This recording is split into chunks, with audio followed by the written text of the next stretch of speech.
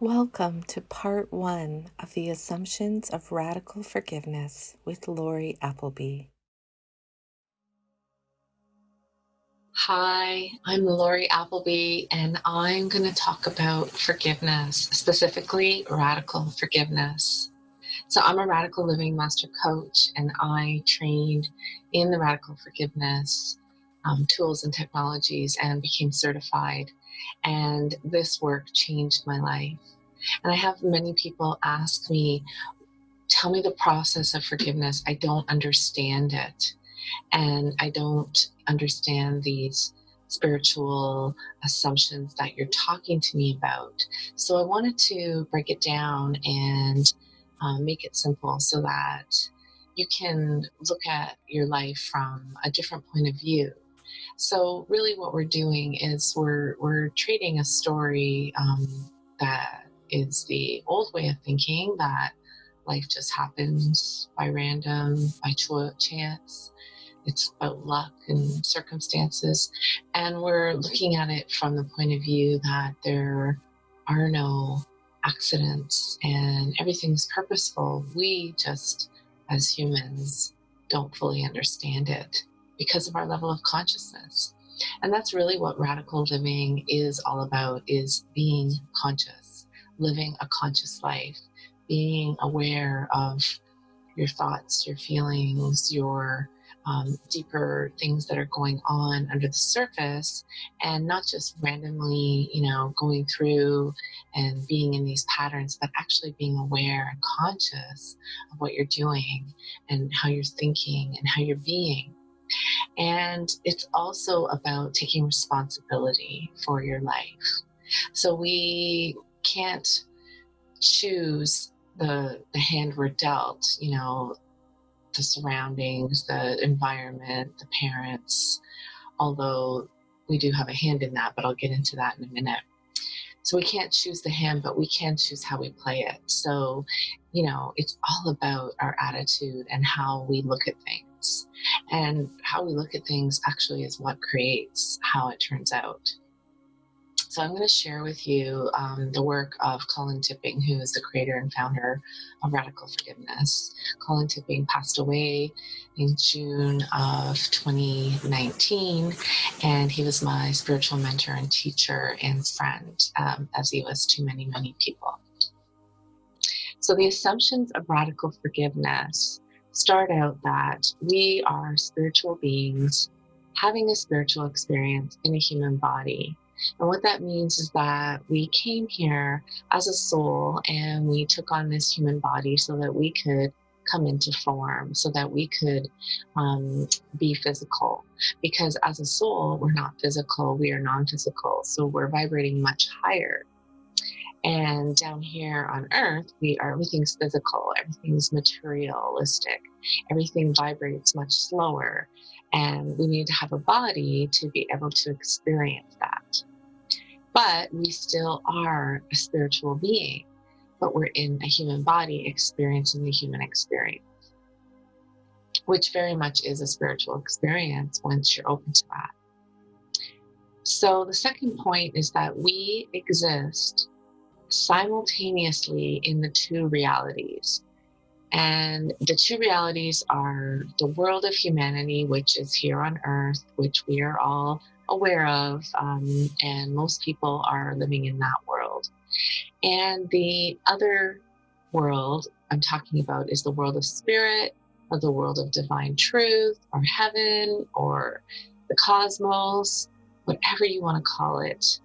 And we're experiencing our life simultaneously in these two different realities. They both exist at the exact same time, but each one is interacting at different vibrations. So like I said, here on Earth, the world of humanity, we're vibrating much slower because we are physical. So the slower you vibrate, the more dense you are. So everything is vibrating, a desk, a chair, a car, we are. However, there are lots of things that are vibrating higher that we can't see, like air, like gas, like our soul, for instance. So, us as a human, we're only aware of the world of humanity when we start out, but our soul is aware of both worlds. So they're aware of the world of humanity, and we're also aware of the world of spirit or divine truth or heaven or whatever you want to call it. So, the next assumption I want to share with you, and you may or may not believe this, but when I understood this, it made a lot of sense because I could never understand why there was so much pain and suffering in the world. And you know, if God loved us, why was there so much of this going on? And the thing is we chose as a soul this human experience. And we did it so that we could magnify our sense of oneness by feeling the opposite of that oneness. Oneness meaning we are all one, we are all connected. And the opposite of that is separation, feeling alone. And as we all know, here there's a lot of separation, a lot of aloneness. And when we are in pain, we truly feel very alone, even though there's so many other people that are in pain too. We're not alone in our pain, yet we feel it. So we chose to have this human experience as a soul. We came down here so we could understand the full experience and magnify it by experiencing separation. And in doing that, we understand fully, have experienced what oneness is because we've experienced the opposite. So therefore, this human experience that we're having, this world, is our spiritual classroom. And life is the lessons, the curriculum, if you want to call it that. So the next assumption I want to share with you is that life is not just a random set of events. I already was talking about that, and that have no purpose or intelligence. This is what I thought. This is what so many of us were raised to believe, that it's all about chance and luck. But what actually is happening, and it may seem like it's haphazard and it doesn't make any sense, but really what is happening is there is an unfoldment of this divine plan, which is completely purposeful. And that's actually the name of my business, Our Purposeful Journey. Because when we can look at it from a bigger picture and really take that bird's eye view, we can start to see how everything is purposeful and it is happening so that we can grow, so we can have this spiritual growth. And life is painful, these opportunities of ups and downs, positive, negative, good and bad, these are providing us these opportunities so that we can make choices and decisions in every moment. So really it depends on your perception. If you have a positive outlook on it, you're going to make choices and decisions that are going to be positive, and you're going to probably be much more happy and joyful and have things going your way. If you feel jaded and you are cynical and you look at things with lots of judgment and limits, then you're going to make choices and decisions based on that. And because our consciousness creates our reality, we are going to create a very heavy separation, fearful life full of angst and unhappiness. And we're going to come into contact with many people that are doing that as well.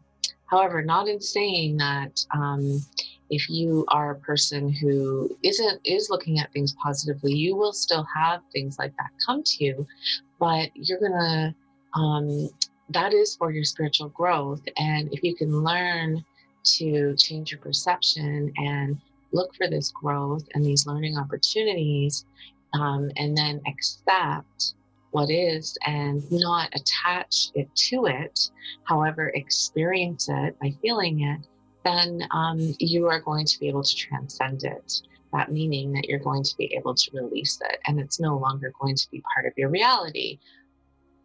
So the next assumption of radical forgiveness and spiritual law in general is that we are co-creators with spirit. in the circumstances of our life. And we get precisely what we want. Now, I'm not saying that as a human, I'm saying we get precisely what we wanted as a soul, as a higher vibrational being that came into this world in a physical body. And the radical part of it is that there are no exceptions. So you can take that with a grain of salt. If it's not something you can fully believe, I completely understand that, because personally, I didn't fully believe it either. However, radical forgiveness really gives us an opportunity to practice looking at life from these assumptions that I'm sharing with you, meaning that we don't have to fully believe that there are no exceptions, because there's some instances out there that make it really tough for us to believe that. Some really tragic, terrible things that have happened in the past and that are currently happening right now, and it's not easy for us to say, oh, that's purposeful. And I'm not asking you to say that or think that or believe that at all. I am saying there is a higher purpose that we are not fully aware of, and there's many things that we may not fully be able to understand or make sense of because of our level of consciousness.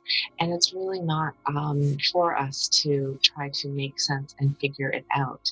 Our goal is to really focus on our own personal experiences and love and support ourselves, and support those around us that are open to that as well. So in this adventures of the soul, where we are experiencing all these wide range of emotions, of the real painful experiences, and the positive, happy, joyful, blissful experiences, the extent to which we resist the experiences. So many people do resist pain and separation and judgment, and they resist it, and they try to control everything because they've been hurt and they understand how that feels, and they don't want to experience that again. So if we resist it and we judge it as wrong or bad, whatever we get is really going to determine whether we experience life as joyful or painful. So we can't avoid the pain. We are going to have things in life that are going to bring us pain and sorrow. However, if we can not resist it and allow it to be there and experience it, and trust that whatever experiences that are coming to us are for our spiritual growth, and we are meant to experience them, and to be able to lean into that and to allow those feelings to be expressed without attaching to them, without attaching them to our identity to them, that is going to allow us to move through it faster. The emotions can move through our body and release, and then we are going to be able to connect to what our truth actually is, and those spiritual lessons and growth. And we are going to be able to have joyful, blissful, happy, positive experiences. So it's really to the extent of which we resist and how much we judge our experiences in how much pain we are going to experience.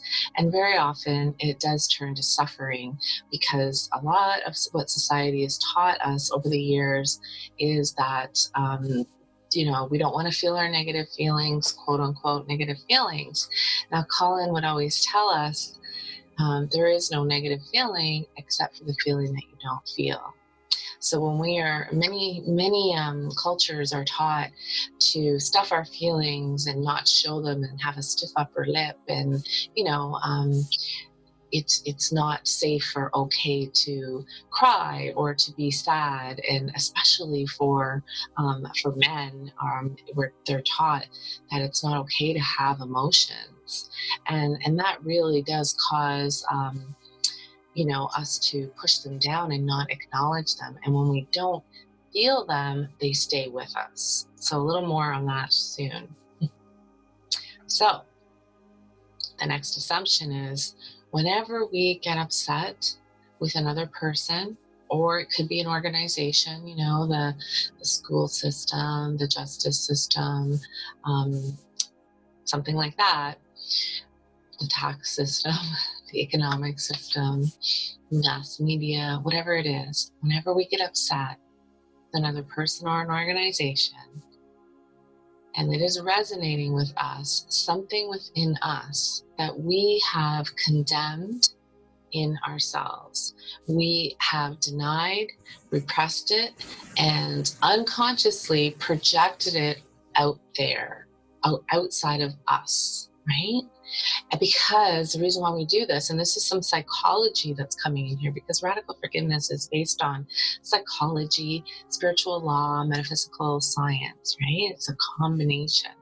So anything that we resonate, that we condemn, that we judge, and it bothers us or it upsets us or it triggers us, this is something, whether we can identify with it or not, that we have denied, repressed, and projected it outside of us onto that person or organization.